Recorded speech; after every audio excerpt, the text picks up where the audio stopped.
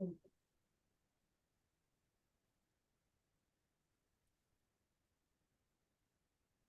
we are. Woo-hoo-hoo. All right, greetings. Happy Fed Day. Samantha LaDuc, founder of LaDucTrading.com. And with me, Craig Shapiro, our MacroAdvisor EDGE manager. And we're here to talk macro to micro. We've got lots to kick off and talk about. But before we go into that, kind of this part of the sharing of both analysis, education, and trade setups, we want to remind you that we have at LaDuc Trading 3 products. One is community focused with lots of momentum trading. One is my club product, which is more intermediate level. And the one that Craig manages directly with clients, lots of one-on-one, is the MacroAdvisor EDGE. So want to just let you all know that today and tomorrow we have a nice little promo going, which is very rare, where we have this feature from $6.99 down to $4.59 a month. It is basically the best you can get. It's bespoke.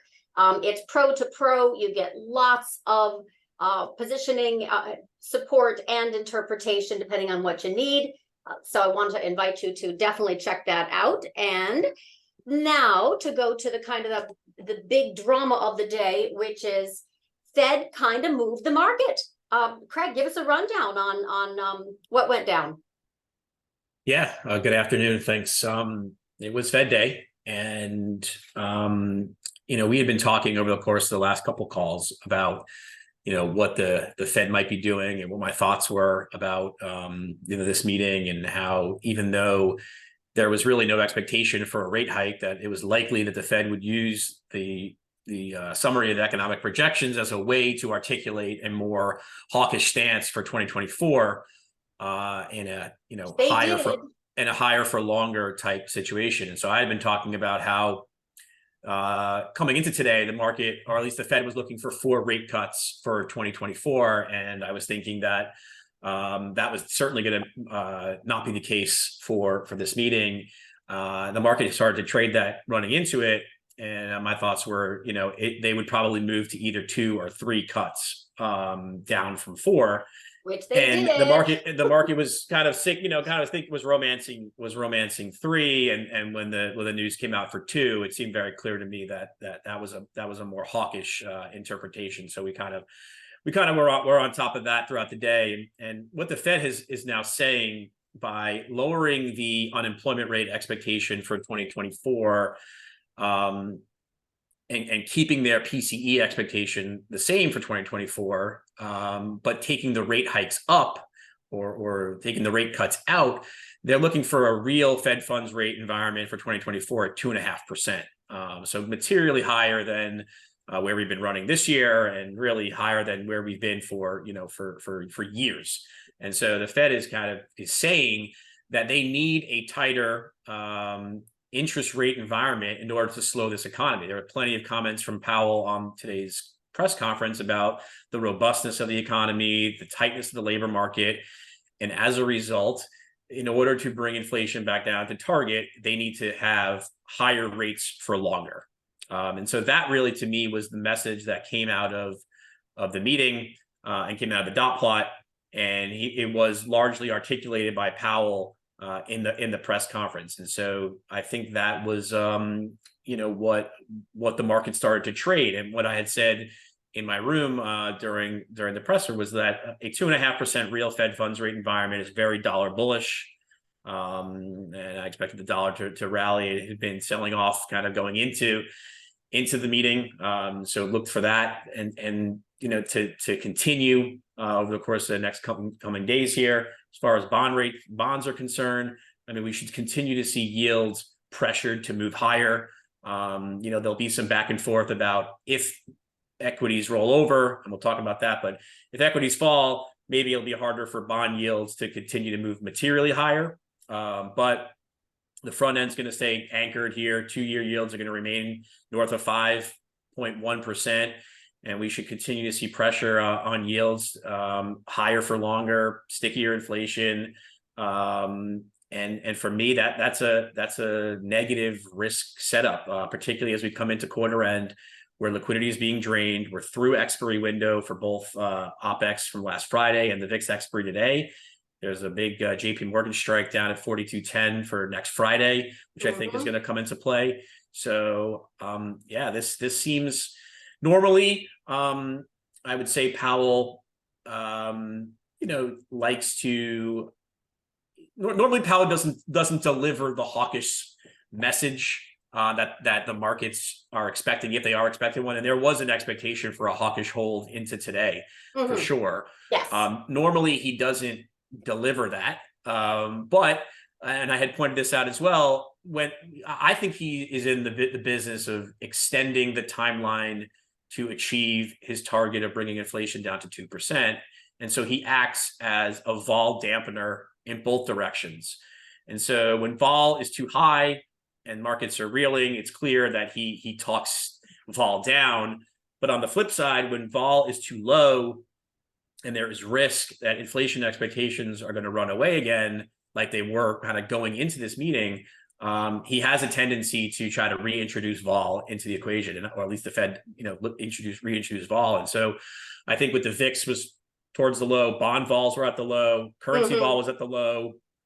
So even though the dollar had been strong and yields had been moving higher, volatility was nowhere to be found.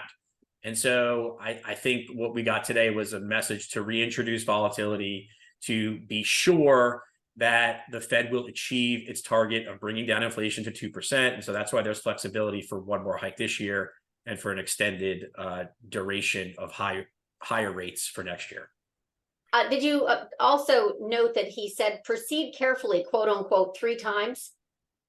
Yeah, monitoring progress, proceed carefully. The more to be done. Look, I think there was a lot of talk in this press conference about uncertainty and in their outlook, which not that I'm surprised by that, but I think what markets should pick up on when the Fed is talking about an uncertain environment, like, you should be uncertain as an investor about what they're going to do. And that should be increasing volatility, right? That should not, that should be increasing term premiums. That's what I think, we unearthed a little bit throughout the course of this call. But really, the Fed upgraded their assessment of the economy for this year and for next year. And as a result, in order to bring inflation back down to target, they need to do more than what they were thinking 3 months ago. And that's the takeaway. So you have a 50 basis point move up for rates for 2024 and for 2025. Yeah. The market's not there yet for 2024. The market hasn't moved to only 2 cuts. The market's still in the kind of now 3 to 4 cuts for next year. So the market has now moved back to being behind the Fed curve again. So we'll see how that plays out over the course of the next several weeks and months as data comes in. But if we can see the data, they also alluded to the fact that if we do have a government shutdown, that they'll be blind, supposedly. At the press conference, there was a kind of like the betting odds, if you will. Yes, this is expected to be a hawkish pause. I didn't expect otherwise either. But this recent kind of Fed funds, you noted the increase from 4.6% for the end of 2024 to 5.1%.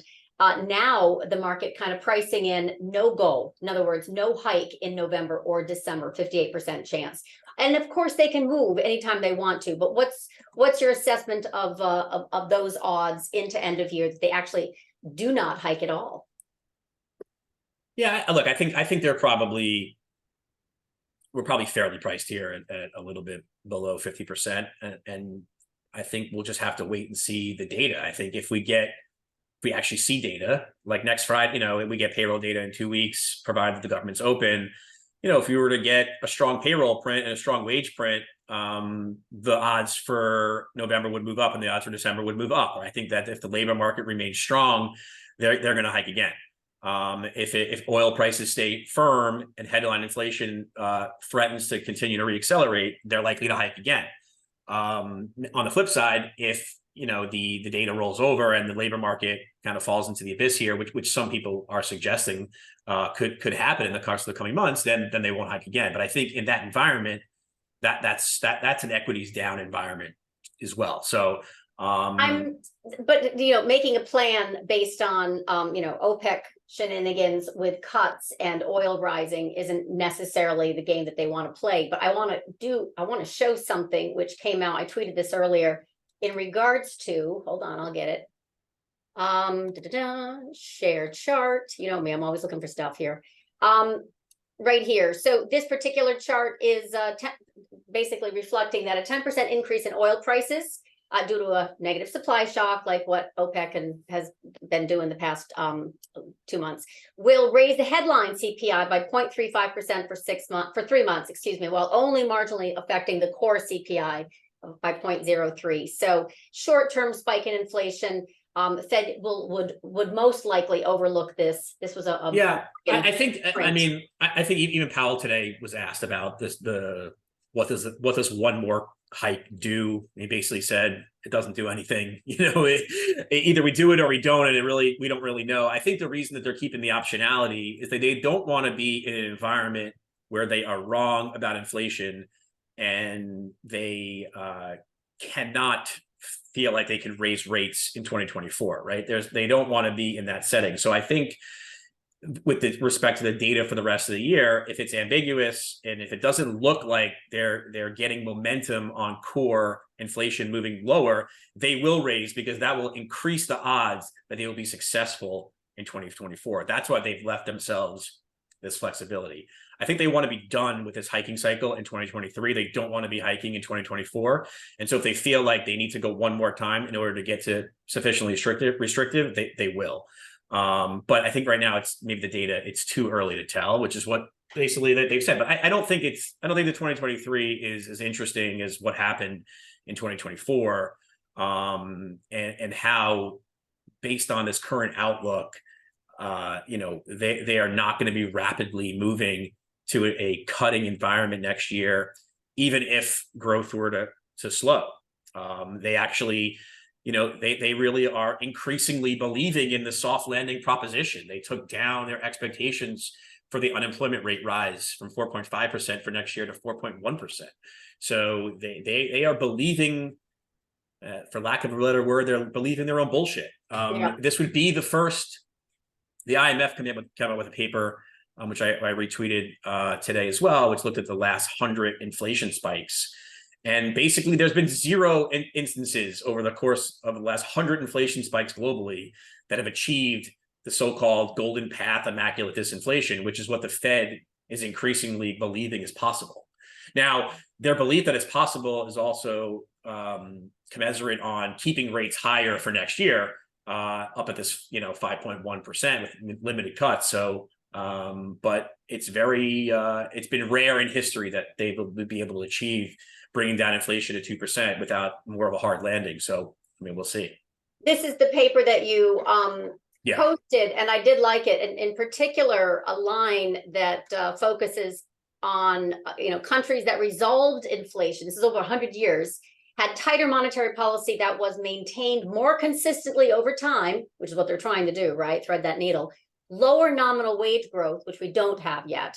That might be another year or so. And less currency depreciation compared to unresolved cases. That last part, in other words, compared to others that had this fast kind of disinflation effect. But that was 100-year study.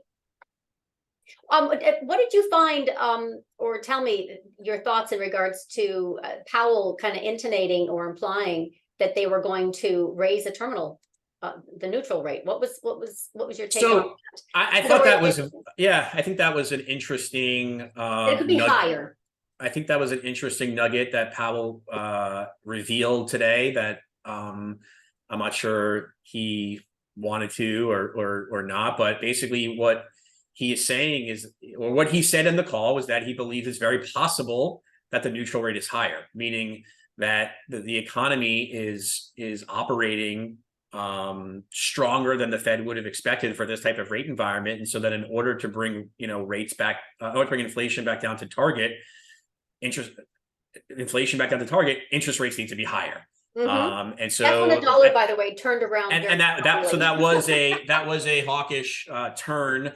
For him, because look, to hear the Fed chair talk about the potential for a higher terminal rate. Now, in the dot plot today, we did not get that move higher in that terminal rate in consensus, although I think there was one or two moves that moved higher, but it's almost seemed as if it's possible that Powell himself now may be a dot that's above 2.5. So that's, look, when we're talking about hypotheticals and far outs, but it was an interesting nugget there. And if that means that we need a higher interest rate environment, that means rates are not going back down to zero. And, this old kind of pre-COVID world of monetary policy is in the dustbin, right? In a new inflationary world of deteriorating demographics and bifurcated supply chains and deglobalization and a tight labor market, maybe we're not going to go back down to this low neutral rate environment. I mean, the Fed has had lower neutral rates now, I think every year or every quarter, every year since 2019. And so if there is now a momentum here that the Fed chair is willing to embrace about that going higher again, that could have, some profound implications on what that means for yields out in the back and the long end and the like. So it's worth laughing. So I'm showing a chart right now of the dollar yuan and the dollar yen side by side, weekly charts. This is what I don't see the chart. You don't? No. Hold on. Oh, hold on. What the heck happened?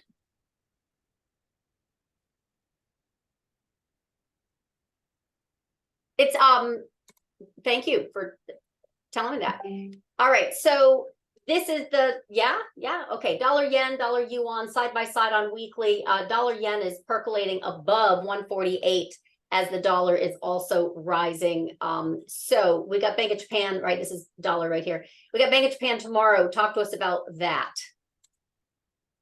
So the Bank of Japan is tomorrow night, into Friday morning. So I mean, tough to handicap, tough to call. 2 weeks ago, there was this UADA article or interview, the first interview that basically said, they are considering, if wages remain firm and inflation remains firm, that they may have to abandon their negative yield environment for 2024. So, is it possible that we'll get some more hawkish speak out of the BOJ as early as this week? I guess it's possible.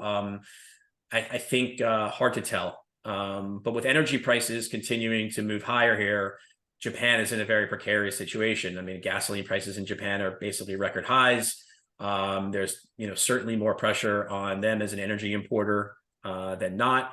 So we've seen this move where dollar yen continues to rally. Yield differentials between yen and the US are, record wide. So I think there will be some pressure here on the BOJ, and, either they are going to continue to allow the yen to weaken, or they will look to defend the yen, in which case bond yields will move higher. So it's, I think they're playing a game here. We don't exactly know if yields are going to move higher or if dollar yen's going to move higher, but one of those two things will continue. I think over the course, for the next several weeks here, neither of which are particularly good for risk. No.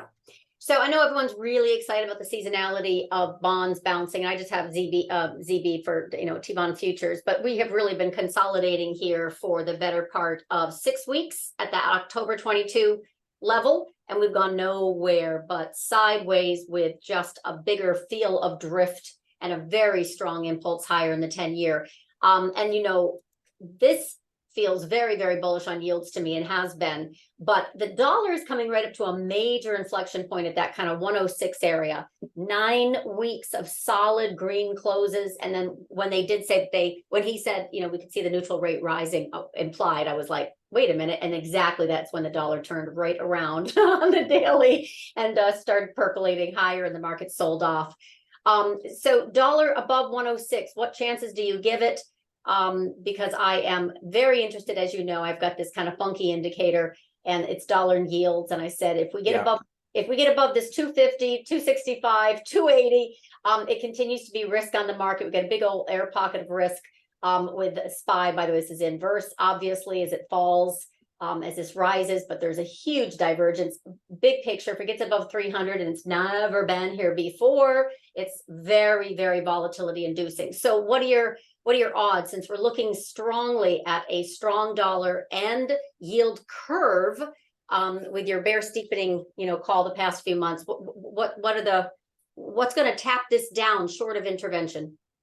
I think the dollar's moving higher here, at least, through the end of the quarter, probably into the early part of next month until, I think there's IMF meeting sometime in the middle of October, which happened last year at this time too. So, maybe there'll be another kind of powwow meeting of the minds, but I think the dollar is going to continue to move higher here. I mean, I think this real rate environment in the US, at 2.5% for 2024, I think the US economy is doing, best in the world. And I think, given yield differentials, we're going to continue to attract capital into the dollar. So I see dollar, yen kind of continuing to trend higher, probably towards 150, and we'll see if there's any level here that scares the BOJ. I don't suspect there will be at this point yet.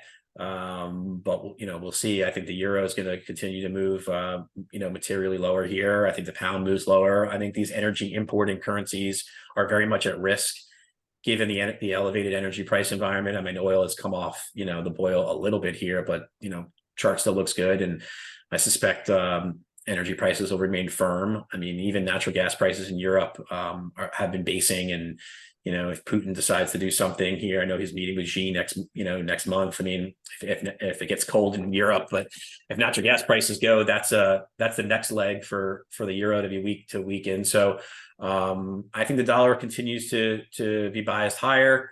And against EMFX, I mean, you have it here against the rupee. India is a pretty big energy importer as well. So, look, I think the dollar can continue to appreciate versus EMFX and against the MFX.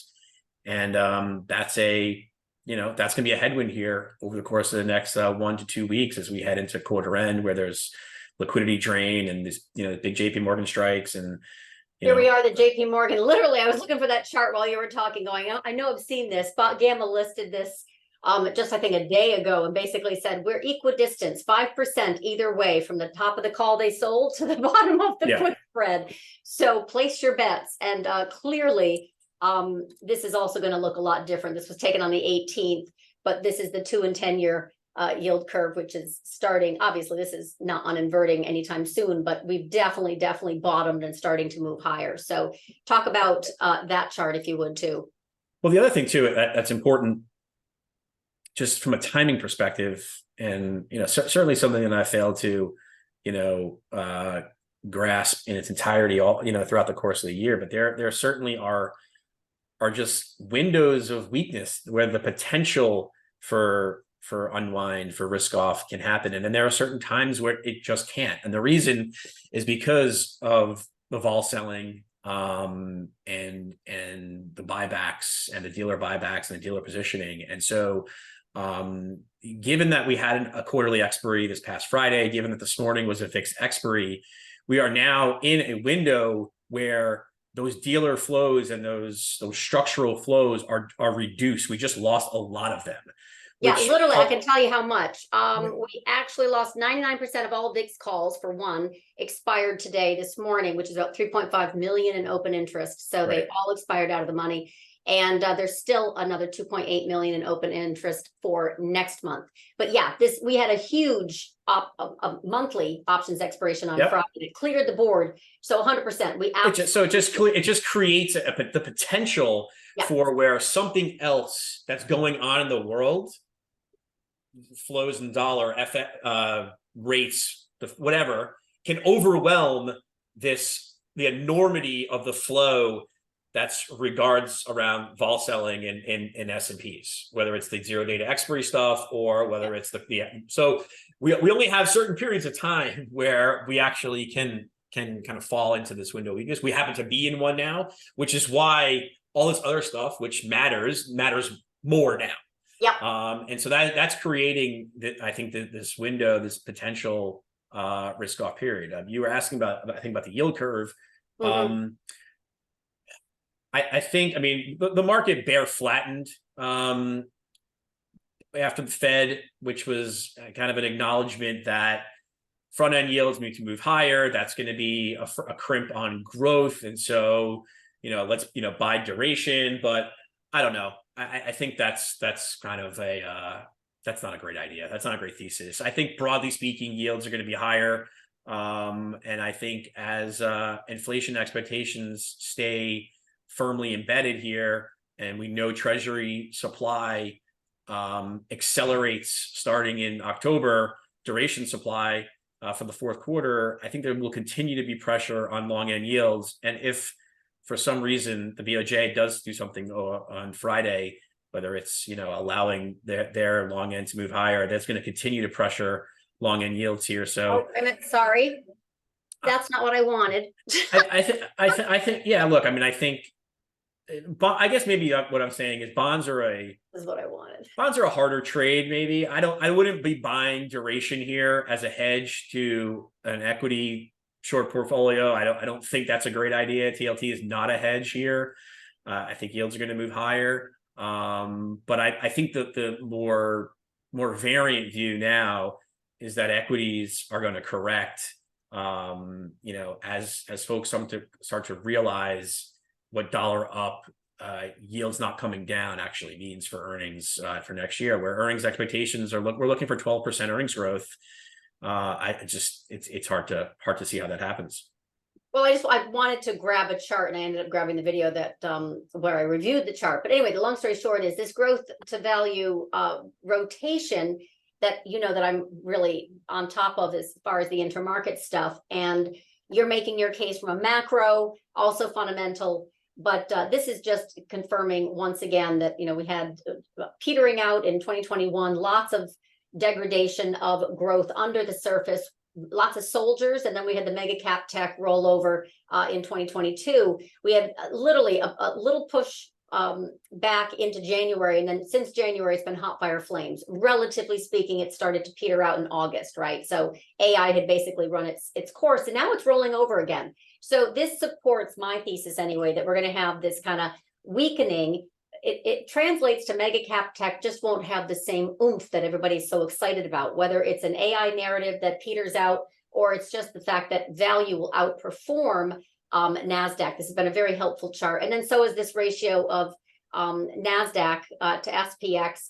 Big head and shoulders back on the monthly. Again, January of 2022, we had a very, very solid pullback, 35% in the Qs. And then we had a massive central bank intervention, even though it was 1.5 trillion. And again, this is a monthly, it's a little hard to see, but and that's a weekly. We basically had diminishing rate of return. This is still the monster pattern in the this index. So it shows me that we're going to have some weakness come in, especially end of year and moving into the beginning of next year. So that's all I wanted to corroborate what you're talking about in the macro.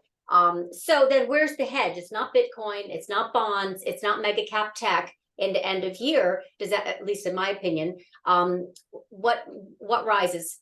Yeah, I mean, you could just still stick in T-bills. I mean, you're still earning 5.3%. I mean, and there's no rush because the Fed's, you're not going to get hurt here. I mean, the Fed's not quickly going to be cutting rates. So you could keep rolling these 1 month T-bills at, 5.3%, or you could buy a T-bill ETF and, continue to clip that 5% plus and just sit it out and wait. And you're getting paid to do so. So that is the hedge. I don't think there's any reason to, move out the curve and lock in, 10-year duration here at wherever we are, 4.3, 4.4%. And just, I don't really think that you need to do that. You're earning 5.3% by sticking up in 1 month T-bills. You might as well just sit there and wait and see this risk off kind of play out, and then opportunistically pick spots here to reload into energy longs when they come in, or reload into inflation longs when they come back in, or even some of the growth stuff as it comes down. But that is the hedge. The hedge now is cash. And it has been actually since September of last year when yields really started moving higher, and it was reflected in money market funds. And then bank runs occurred in March, but the actual rotation into cash happened, actually triggered in September of last year. So we're 1 year into that rotation where folks are, paid to wait if they don't feel that this higher rate regime is reflected in equities. It isn't. It really isn't. But we get a chance to now with this pronouncement of I think that the triple whammy that the Fed did today, right? So they, as you mentioned, hawkish pause, removed 2 cuts from next year, said, you know, that the neutral rate looks higher, and increased the Fed funds rate for end of September, end of 2024 from 4.6 to 5.1. So equities should be pricing in all of the above, because it certainly wasn't. So we're right in that kind of spot where we've got, I was asked, you know, what do you see for weakness now moving forward? Hold on. Just from a chart standpoint, let me get this over here. Got too many tabs open, as in way too many tabs open. Yeah, so this is what happened intraday.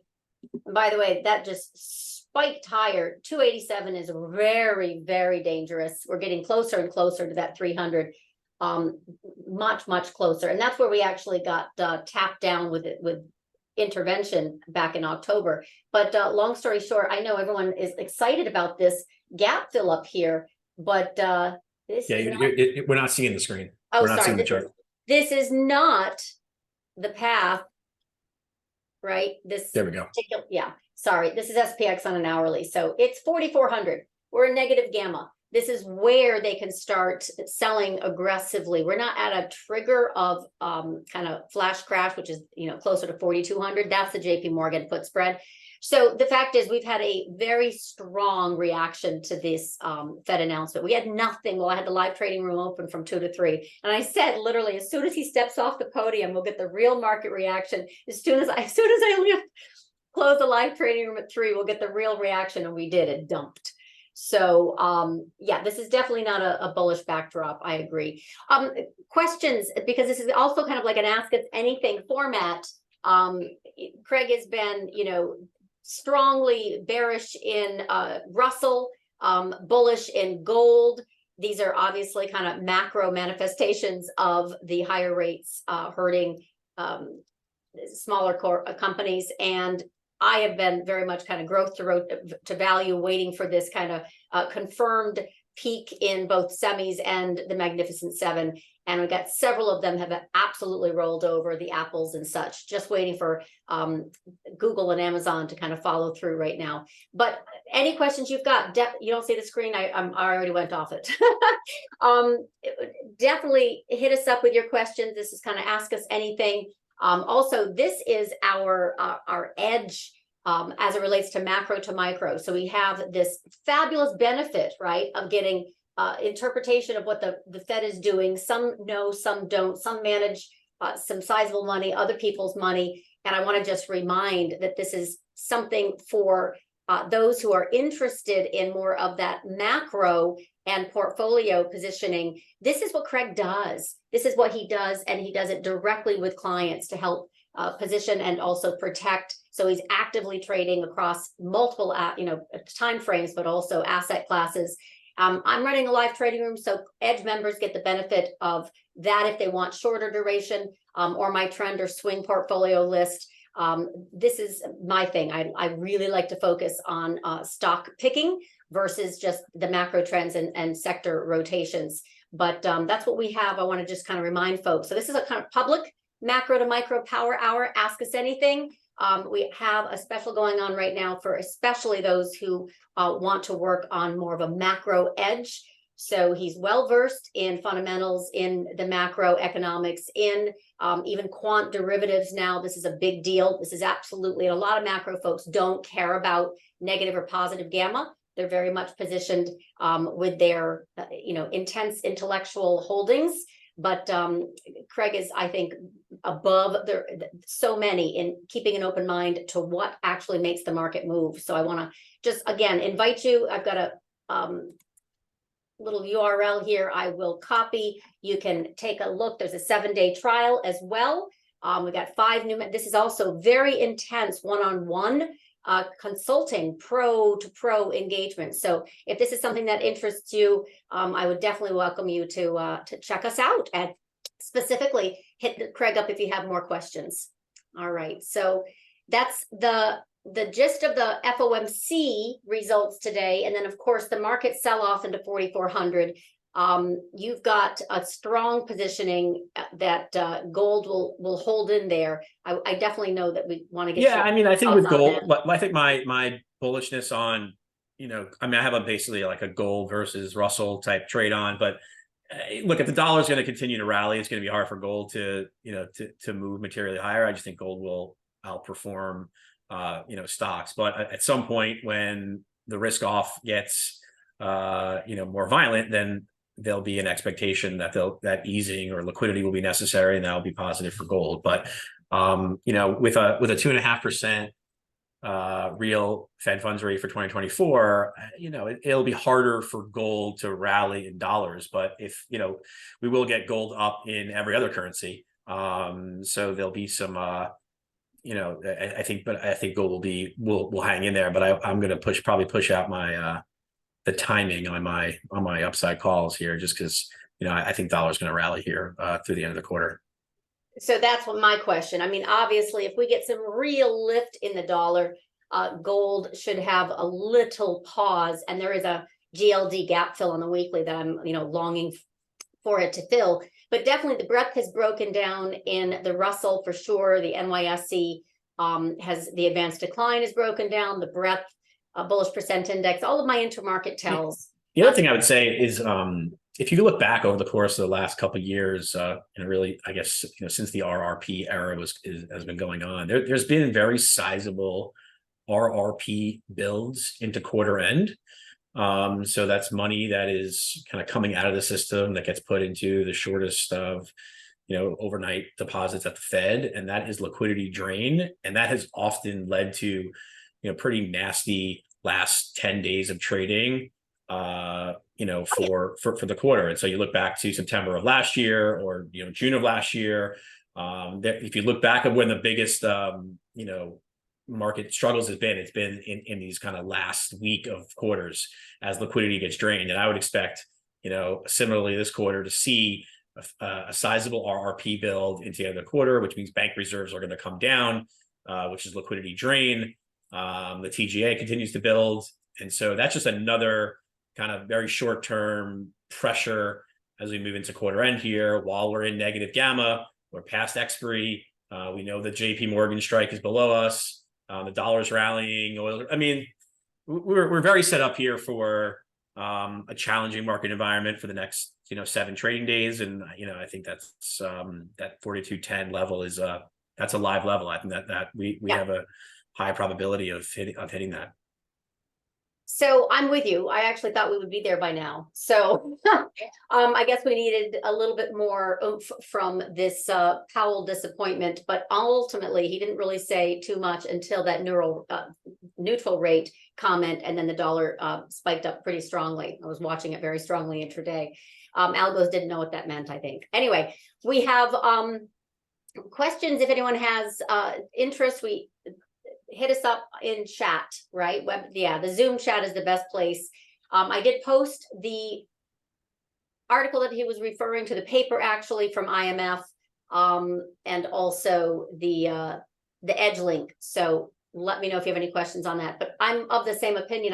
That we were going to hit this 42, but it was something that I expected to come a little bit sooner after the NVIDIA earnings.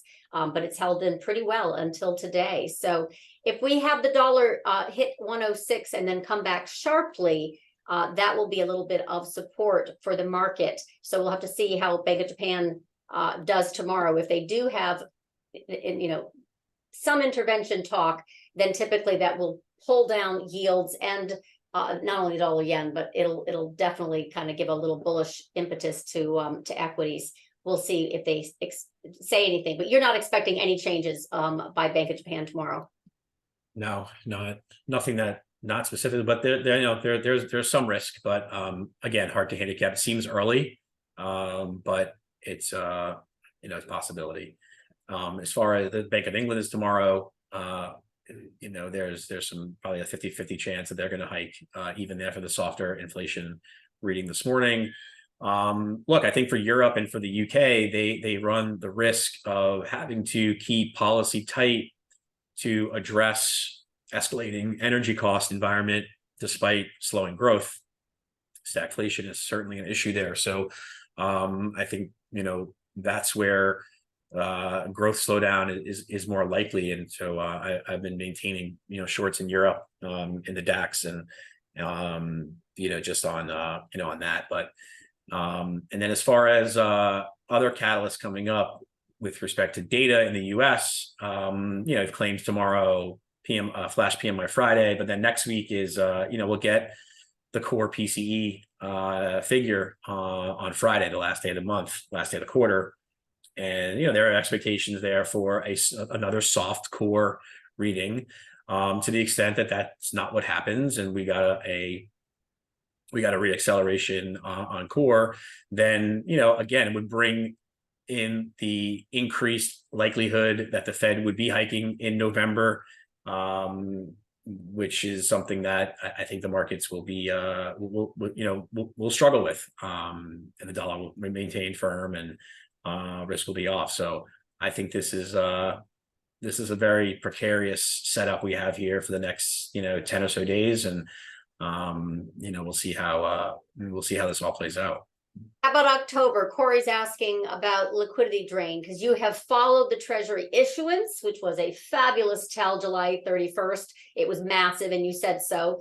And that resulted in literally the markets, they stopped on a dime August 1st. August 1st, post that quarterly Treasury issuance, and they rolled over for 3 solid weeks. Jumped into NVIDIA, and they have obviously rolled over since. What's your take on liquidity in October and the 4,000 print, for example, or just in general, dollar yield? Yeah, I think what we're going to get is we're going to have we're going to get a sizable liquidity drain between now and the end of September. The TGA will be built back up, RRP will be built, bank reserves will fall. For October and then beyond, it'll be more range bound, and it will be driven more by just the fact that we do 90 billion of QT every month. And so every month we're going to continue to have Fed balance sheet reduction and liquidity coming out. And as we get net Treasury duration issuance in October, November, and December, which is going to be higher than the prior 3 months, I think we're up to 338 billion of duration issuance for the fourth quarter. There'll be more of a drain on bank reserves, because it's going to be harder to incent the money that's in the RRP, which is earning 5.3% and may go to 5.5% if the Fed's going to raise again. It's going to be harder to incent that money to move into a 10-year at 4.4%. So in order to fill that 10-year up, that's going to have to come out of bank reserves. So as the Treasury is switching from bills to bonds, it's not that it's necessarily a net liquidity reduction. It's more that the liquidity comes out of bank reserves, which can have more of a negative impact for asset markets. So that story will continue into the fourth quarter. The story from the August 2nd day and the quarterly refunding announcement, that we haven't traded that yet. I mean, we've traded the anticipation of that coming, but the actual supply doesn't really start until October. So it's, the market's going to have to deal with that increased duration supply every month, from now until, certainly for the next 6 months, we're going to get more duration issuance than what we had in the last 3 months. Okay. So this is why we have kind of a nice QT undertone, stealth QT by the Fed, restrictive for longer. Messaging is very clear. Technically speaking, we have absolutely rolled over. My intermarket analysis has been pointing bearish since that August 1st, when Brett started to break down and net selling started to pick up. And you asked a question about, not you, Craig, sorry, Corey, and follow up about which indicators that we use. I have very different indicators than Craig. So let me have him answer first. I think his macro read of bearish bullish isn't necessarily a level on a chart like I am, that I tend to use for confirmation. But Craig, what are your key indicators, top 3 or 5, however? Yeah, look, I'm looking at the dollar here as probably, the number one thing. I mean, I typically find that, when the dollar's rallying, it's harder to take risk, and the dollar's, falling, it's easier. And so there are pressures here to see the dollar to continue to rise in this yield differential, growth differential favoring the U.S. world. So I'd say that's number one. Look, increasingly, I think you have to look at whether or not S&P and dealers are in this positive or negative gamma situation. And that matters more at certain times of the month than not. And so right now, dealers are in a negative gamma position, and which means is what we saw this afternoon is as the markets start to kind of come undone a little bit, selling begets more selling, and then the moves become, even greater. And so the market that's down 30 basis points closes down 90, or Qs are down, 40 basis points, they close down 140. And that could happen again, tomorrow and the next day. And so the other thing we have is now if we get a couple of days like today, realized volatility is going to rise, and these vol control funds are going to sell, and CTAs are going to sell. So that acknowledgement that whether or not we're in a positive or negative S&P dealer gamma position, I think is very important. And then as far as yields are concerned, not that they're not important right now, but we've moved a lot on yields, and I think there's more of a two-way situation now on bonds, because look, I mean, if the data rolls over here and the growth data in the U.S., it's going to be hard to get long end yields materially higher. But if the data kind of holds in fine, and let's say the UAW strike just goes away, and the government doesn't shut down, and oil goes back up again, the data in the fourth quarter is going to be fine, in which case yields are going to move higher, and that's going to be dollar bullish and headwind. So that's what I'm looking for to kind of help me think about the setup. But we need to be looking at a bunch of these cross asset things, and positioning has become a bigger part of the process now. And that's something that I think as you move, and you've been doing this for a long time, different things come in and out. I have various indicators that used to be interesting that aren't interesting anymore. But I know we talked a lot about the net liquidity indicator last year. It seems like it's not as interesting. The correlations are broke down there a bit, but they can come back as easy as they left. So I do keep an eye on them, but different things kind of come in and out as the market narrative shifts and things become more or less important. Excellent answer. I think that it evolves because you're curious and flexible, and let the kind of the information guide you versus preset conditions of what it should do. I love that. Here's a kind of a take, Corey, of how I look at it anyway. For an example, I wrote this up post trading room this morning, closed my trading room this morning. Mikey's my live trading room coordinator. And so he posts this, which is basically my general market feel, and a little bit of the macro coming into play, some of the stocks that we talk about, some of the positions that are working, not working, however, but it's really a quick summary. But in particular, I have 5 key things that I look at.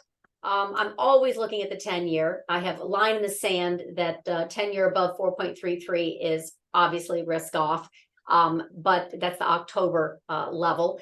And the Dixie above 106 is really risk off.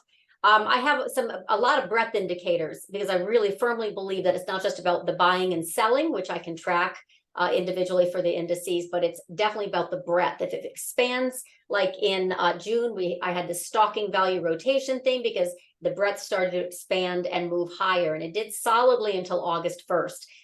One of those indicators that I use is called T2123, and it happens just today. It rolled over from August 1st right into the 100-day. All right, so who cares? Well, the fact is that under the surface, there's a lot more breadth destruction than the indices are letting on. So that tells me there's a divergence. It tells me that's just one of my breadth indicators. It tells me that there's going to be an air pocket of risk potentially if we don't bounce right away. So it's one of those deals where, okay, 100-day is a common area for a bounce. If not, it's trounce. And my assessment was that we had some really strong air pocket below it. I have also a VIX proxy that I use that really times for those who are very, short duration. They're more active traders. Like I get a trend portfolio that's multi-month. And Craig does the macro. I'm very much focused on the sector rotation and the stock picking within swings, and then particularly what's happening on the daily kind of chase level. And I'll use this VIX indicator. But the one that I have found most recently this year that has been just spot on, if I can find my cursor, for helping me to gauge, strength and weakness has been this that I showed you here, which is basically, I can kind of show you, this is SPX, obviously, this is the indicator. Very, very nice place to buy SPX when it's extremely oversold, right? Not a great place to buy it when it's extremely overbought. Anyway, the point is I can now put this inverse and I can show you that SPX is down here. It's very, very divergent, where the indicator, largely, dollar and yields ratio is moving higher, and it's risk off. The market doesn't know it yet. So I can tell that there's intermarket breadth is one thing, buying, selling volume is another, and then the macro headwinds of dollar and yields. And then you can see exactly what happens. That 280 was, bullish below, bearish above. Look at this thing, hot fire flames. It's still percolating higher because the 10 years moving higher, right?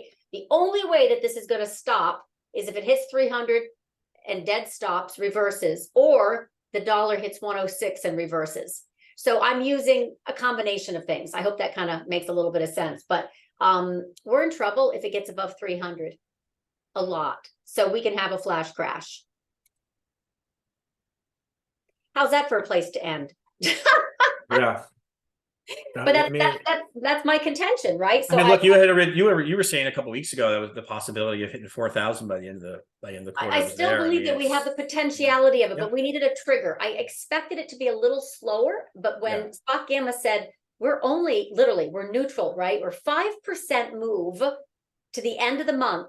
Come on, that's not hard. The issue is because of the zero data expiry stuff. Everybody hedges like one day, everybody, but an increasing amount of folks now are just using zero data expiry or 1 day expiry hedges. And in order for those to pay out, you buy them closer to the money or, down 1% or what have you. And so there's a tremendous amount of the market that is hedged kind of down 1%, down 1.5%, down 2%. And no one is hedged down 5%.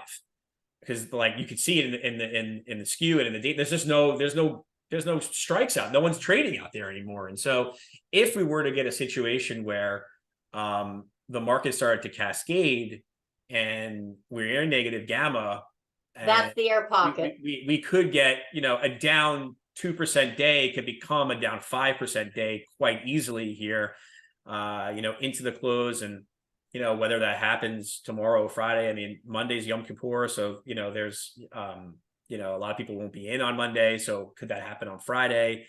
As people want to be hedged for a long weekend. I mean, who knows? And then you have this big strike for September 29th at down to 42.10. That's going to act like a magnet. And as we get closer to it, it's going to become bigger in importance. And then if we go beyond it, we'll trade back to it. So again, these things matter. And then as we push through and get closer to October expiry, right, then we'll have to deal with all those buybacks, and it might be harder for the market to correct come the second week of October. But first things first, we got to get through the next 7 days here. It's still central bank driven with Bank of England and Japan coming rest of this week, and then next week we get a lot of data, and folks are.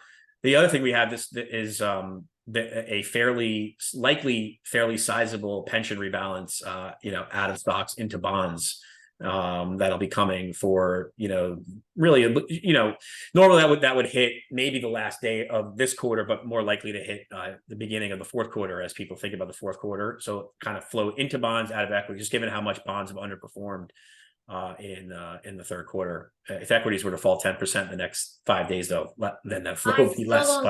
I still don't see any bounce in bonds yet. I know it's sad, but I really just it's going to be. It's just going to be. I mean, you look at right now. I mean, even as we're talking, yields are going out at the highs here. I mean, 10 years. Yes, and I wanted to just show something about for that 400 or 4,000 SPX buy, same kind of deal. This happens to be the largest strike, Corey. So this is not something that you can really use point blank, but this is basically open interest, all strikes, all expirations. And as you can see, the 400 is the largest amount of open interest, right? So they could be selling puts, they could be buying puts. We don't know. This is just an aggregate look, right? But I have found in my experience that we're going there. So if we have this, you know, this heavy amount of stacked, you know, numbers over here, it's very bullish. If we have a lot of numbers down here, it's bearish. So I'm still kind of looking at this going.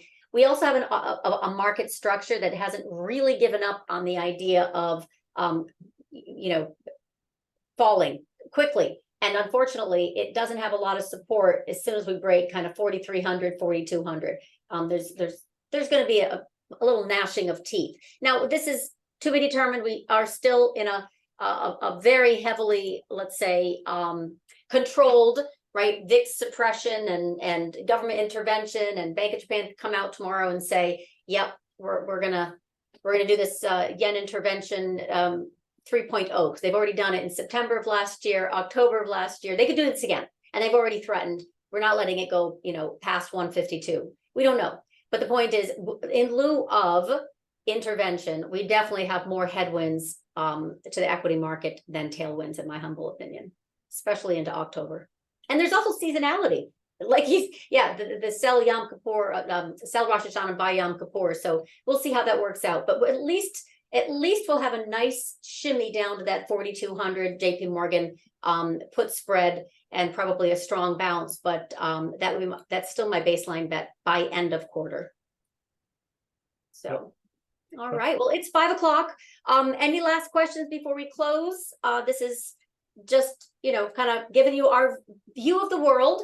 And again, the view of the world is macro to micro. So there's a lot that goes into that. Sometimes fundamentals, sometimes macro economics, you know, pure and simple theory, as well as practice of asset distribution. And thinking how, like Craig has just talked about, there's going to be, you know, big pension rebalancing, thinking about what that means for flow. Market structure really, really matters in the scheme of things. And then, of course, I do kind of that dance on the technical side every day in the live trading room. So I really want to just, again, remind that we have a fabulous Edge product led by Craig. Please check it out, right? You get free trading room, lots of stock picks. You get his macro brain, and he's very responsive. DM, email, the bit. He's concierge, if you will, at your table, especially if you manage money with his hedge fund background. Don't miss it.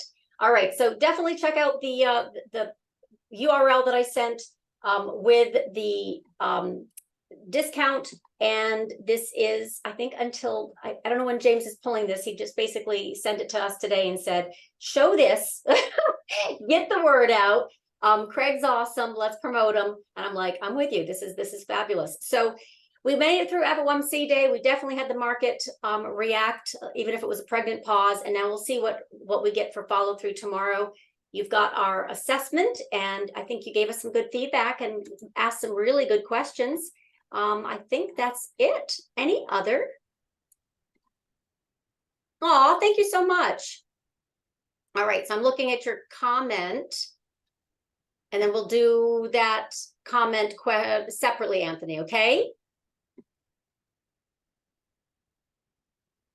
Yes, you can include the 1-year access to Edge as James offered, but you need to email James at LaDucTrading.com. How's that? Please. All right, we tend to focus on the analysis, not the sales and marketing, which, by the way, is a full-time job. So I really appreciate your interest in the 1-year sign up. It's totally worth it. Oh my God, he's amazing. He's absolutely amazing. I DM him and say, what does this mean? So, and he's great in helping clients make money and lose less of it. So definitely check it out. All right, I'm going to wish any final comments on macro event risk. By the way, Craig, that we need to consider, or have we covered everything? Any final words? No, I think we've covered it. I think you know, what typically happens after the Fed is we get these guys come out and speak, which is obviously, annoying, but no one will speak tomorrow. On Friday, we'll hear from Daly and Kashkari, and then actually Powell does speak next week on the 28th at a town hall with educators. So unlikely that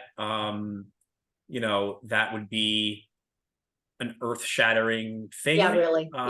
But it is a forum for folks to ask questions, and so to the extent that markets were under pressure into that event, just something to keep in mind. Is always people who will believe it will come out and say something that could save the market, and because he's done that before. So that's true. To save the market, that's true. We'll have to keep that in mind. That's next Thursday at 4 o'clock. So okay, all right, yep. right before the potential government shutdown. Yes, that's right. All right, we we'll talk about that with clients next Wednesday on our Macro Edge Roundup, and we'll wish everyone else a fabulous rest of the trading week. Hope you learned something. Thank you for your questions and your time. Cheers to all. Take care. Okay, bye.